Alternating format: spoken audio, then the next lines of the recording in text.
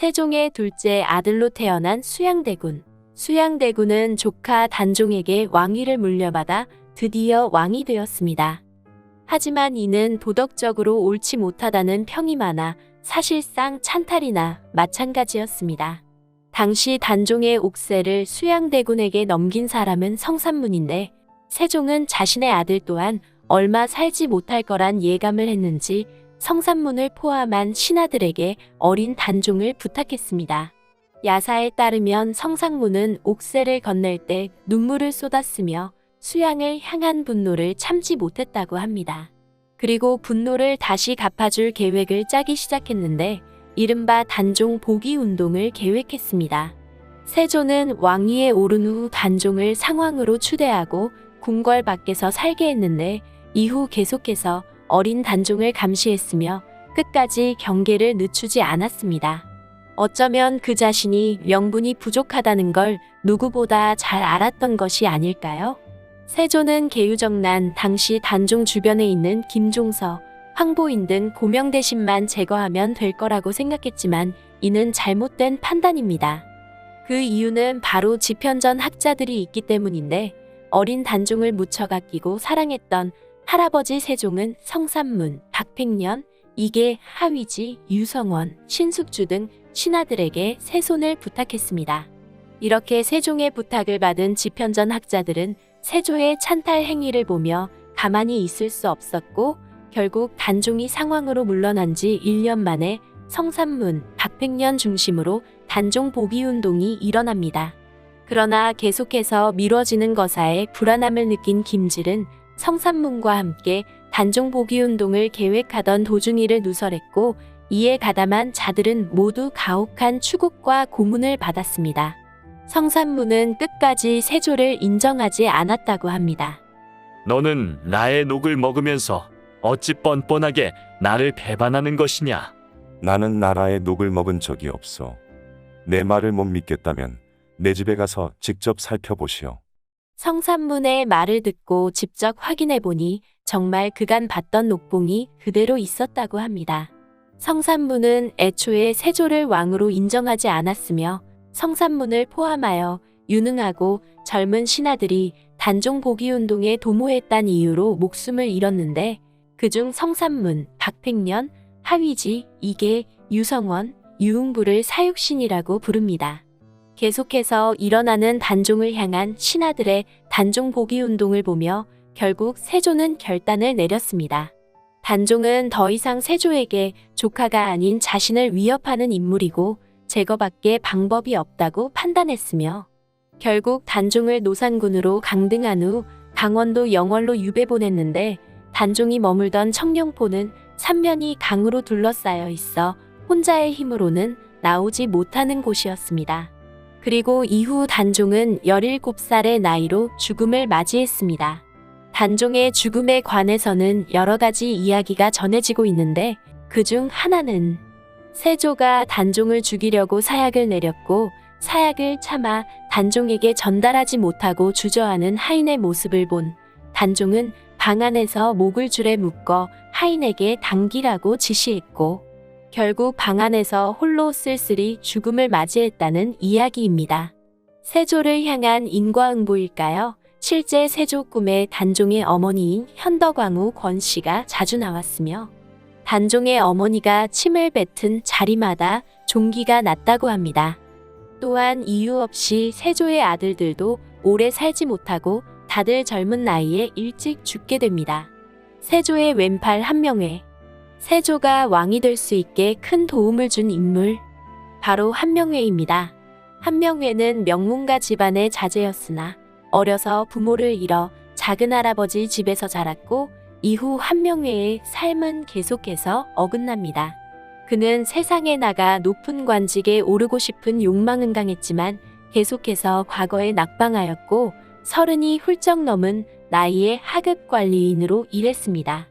그러던 중 친구인 권람은 장원급제를 하여 수양대군이었던 세조와 친해진 뒤 한명회를 세조에게 소개했고 그때부터 한명회의 인생은 초고속 승진을 향해 달려갔습니다.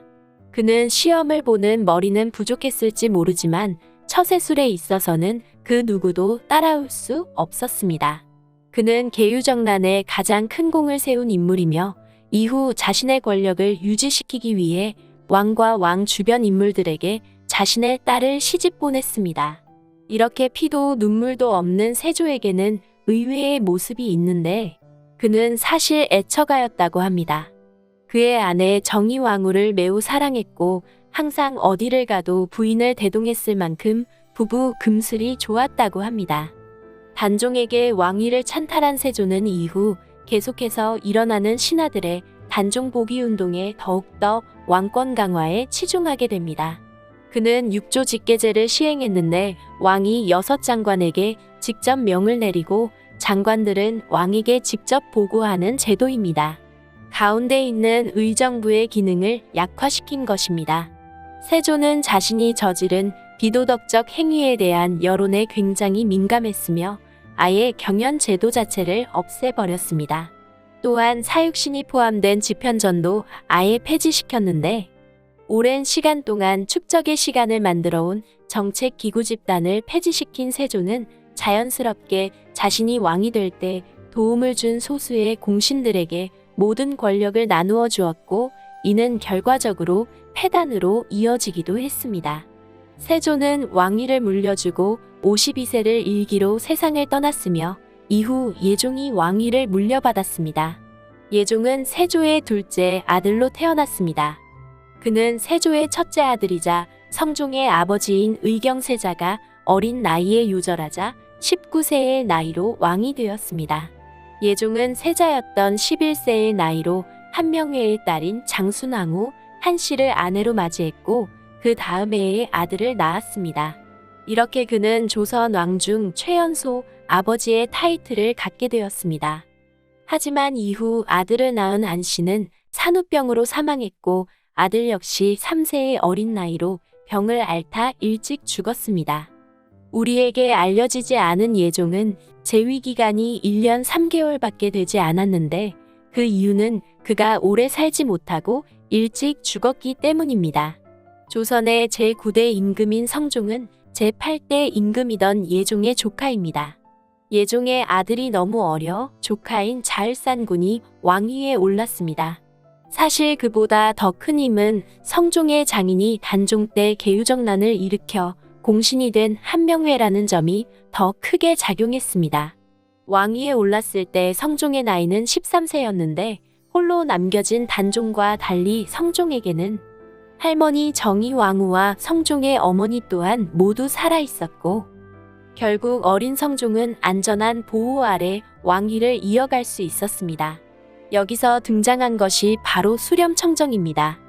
수렴청정이란 나이 어린 왕이 즉위했을 때 성인이 될 때까지 일정 기간 왕실 여인이 국정을 대리 처리해 주는 것을 말합니다. 이렇게 홀로 남겨진 단종과 달리 성종은 수렴청정 속에서 열심히 학문에 매진하여 스스로 성리학 군주가 되기 위해 노력했습니다. 그는 경연에 빠지지 않고 참여했을 뿐만 아니라 조선의 왕 중에서 가장 많이 경연에 참여한 왕이기도 합니다. 성종은 세조가 없앤 것을 다시 부활시켰습니다. 세조가 없앤 경연제도를 다시 부활시켰으며 더 나아가 왕의 자문기관인 홍문관을 설치했습니다.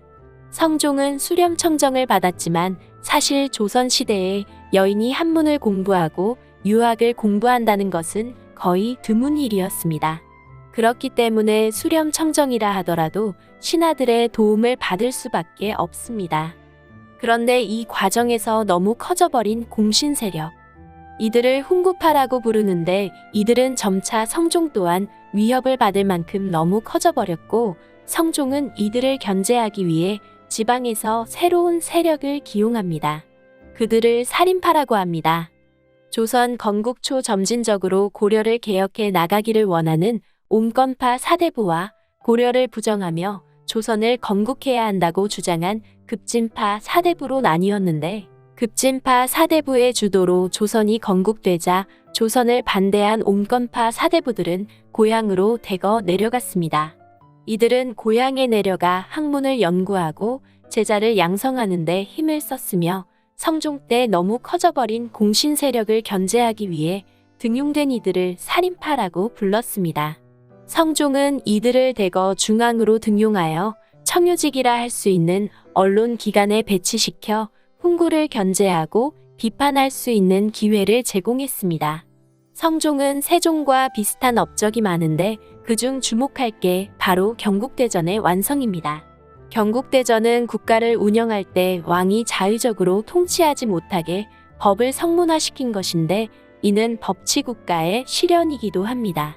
이렇게 유교적 국가 실현에 노력한 군주에게도 치명적 단점이 있는데 그것은 여자를 너무 좋아했다는 것입니다. 성종에게는 총 12명의 후궁이 있었습니다. 그런데 한 명 외에 첫째 딸인 한씨는 일찍 죽었기 때문에 이후 후사를 잇기 위해 차기 왕비를 뽑았고 그녀가 바로 연산군의 어머니 윤씨입니다.